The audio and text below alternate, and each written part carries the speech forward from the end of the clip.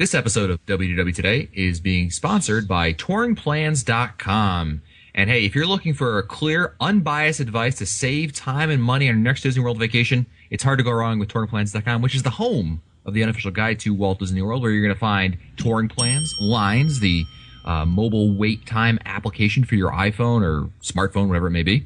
And you know what? You're going to find lots of great information. The crowd calendar, lowest ticket calculator, so much more. And much of it is available for free. Other stuff for a very, very, very small nominal fee. Check them out online at www.touringplans.com. This is Walt Disney World Today. Give us 5 minutes and we'll give you the world.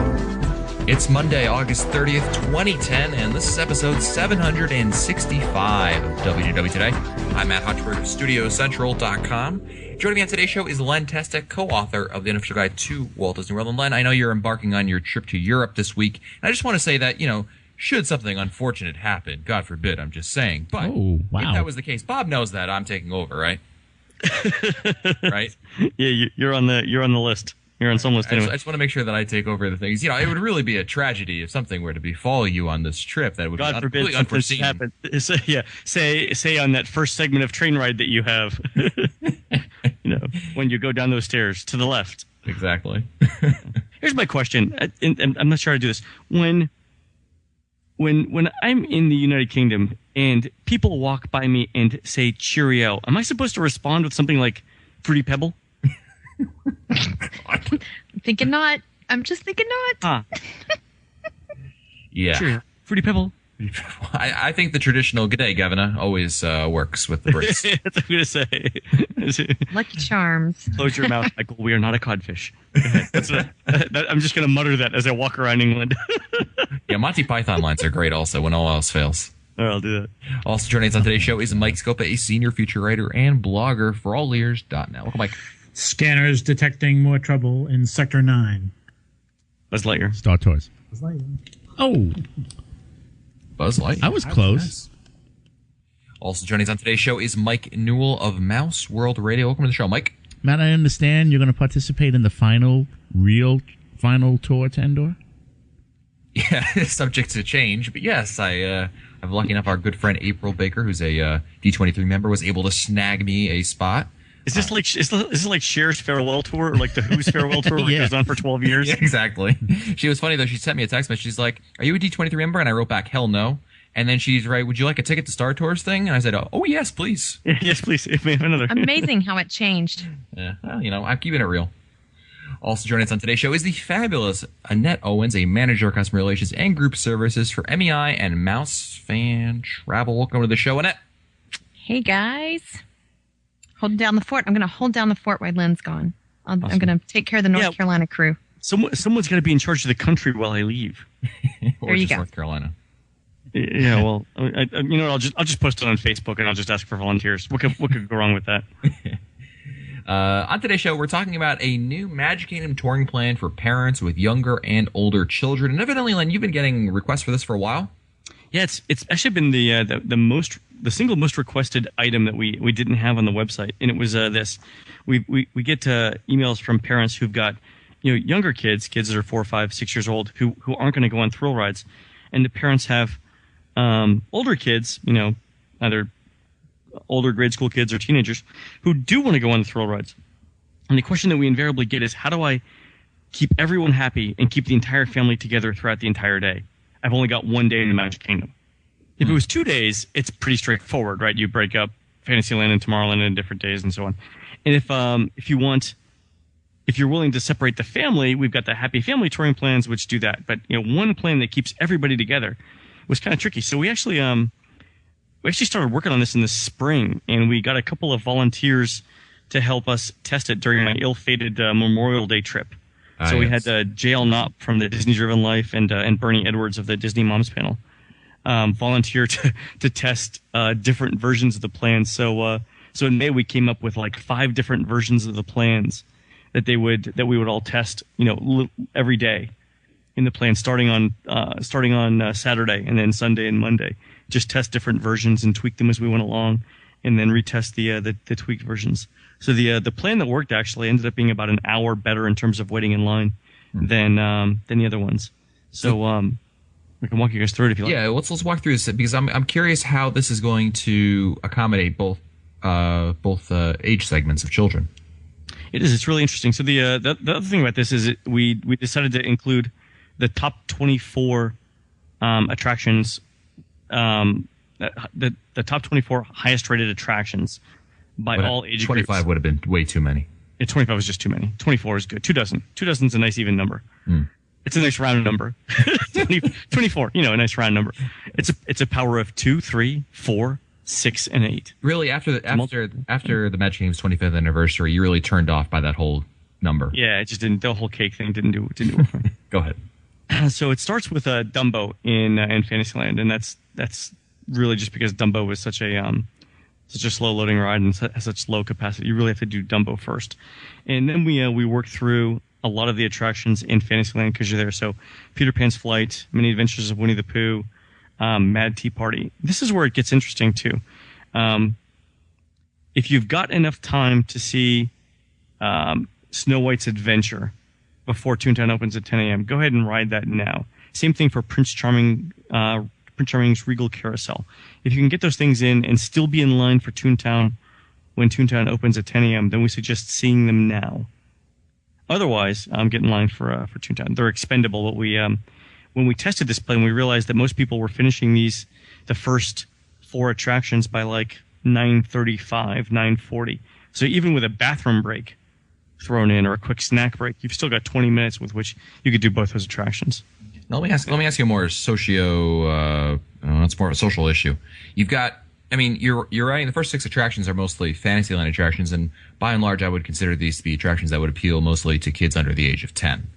And so what's like the mindset? Are there like instructions for is it like this, well, we're going to flip back and forth basically? Is that how the touring plan is going to work?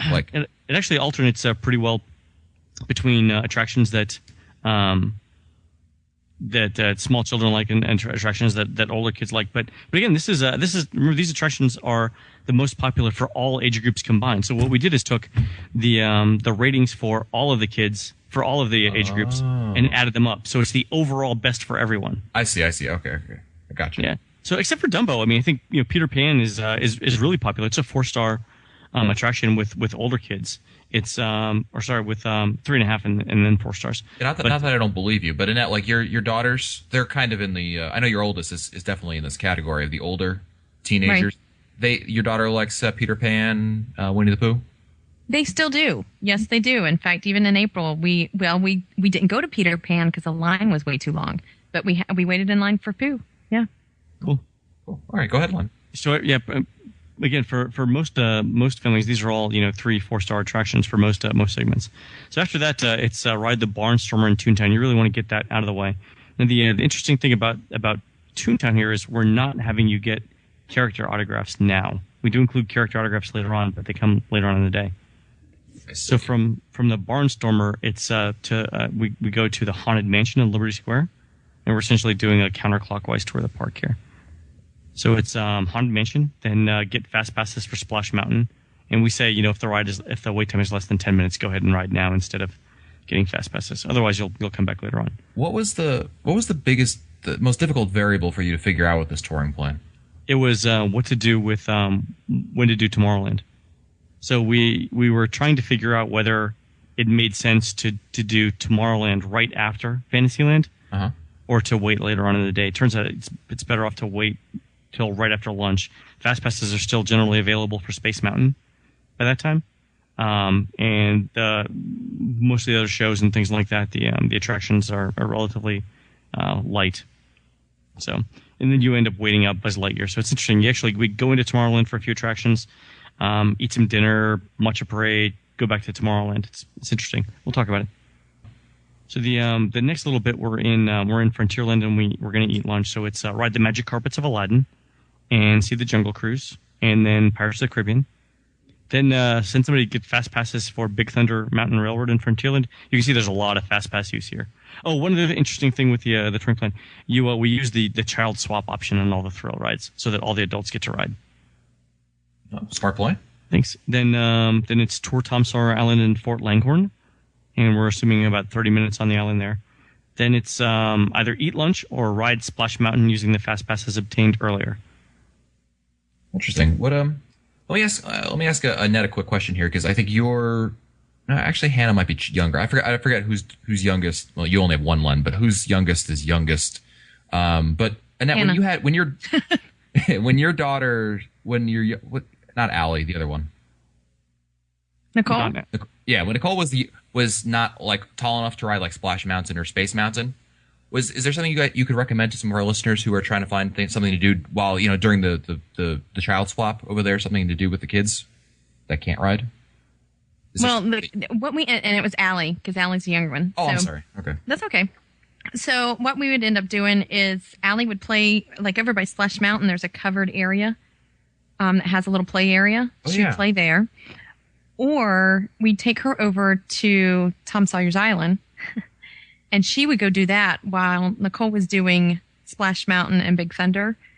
Nicole wasn't interested in that. So it was one of those where we split and then came back together.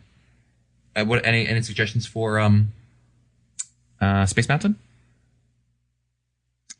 Oh, see, what did we do when we were over there at Space Mountain?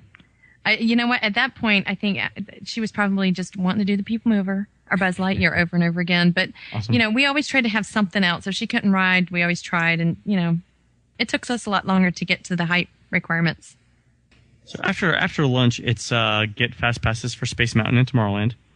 And then see Carousel of Progress, ride the TTA, and see the afternoon parade. So you're working all of these things kind of in depending on how late your lunch was and when you need to get in line. Oh, afternoon parade. No wonder you skipped this touring plan weekend. Yeah, exactly. Yeah, the afternoon. Anything to avoid the parade. Oh, see, we didn't do the parade thing either. That's just us.